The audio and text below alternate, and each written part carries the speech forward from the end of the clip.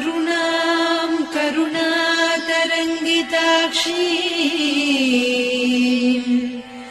धृतपाशाङ्कुश पुष्पबाणचापाम्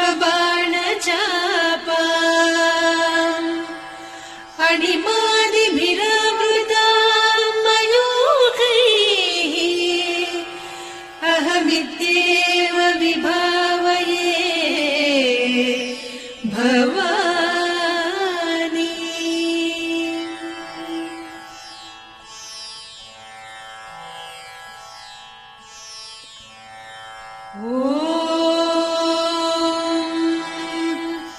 श्रीमाता श्रीमहाराज्ञी श्रीमत्सिंहासनेश्वरी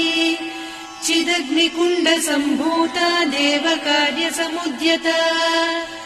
उद्यद्भानुसहस्राभा चतुर्बाहुसमन्विता रागस्वरूपपासाढ्या क्रोधाकाराङ्कुशोज्ज्वला मनोरूपेषु कोदण्डा पञ्चतन्मात्रसायका निजारुणप्रभापूरमज्जद्ब्रह्माण्डमण्डला चम्पकाशोकपुन्नागसौगन्धिकलसत्कचा कुरुविन्दमणिश्रेणी कनत्कोटीरमण्डिता अष्टमी चन्द्रविभ्राजदलिकस्थलशोभिता मुखचन्द्रकळङ्काभमृगनाभिविशेषका वदनस्मरमाङ्गल्य गृहतोरणचिल्लिका वक्त्रलक्ष्मी परिवाह चलन्मीनाभलोचना नवचम्पकपुष्पाभनासा दण्डविराजिता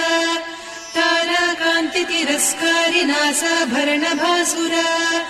कदम्बमञ्जरी क्लुप्तकर्णपूरमनोहरा ताटङ्कयुगलीभूततपनोडुपमण्डला पद्मरागशिरादर्श परिभाविकपोलभूः नवविद्रुमबिम्बश्रीन्यक्कारिरदनच्छदा शुद्धविद्या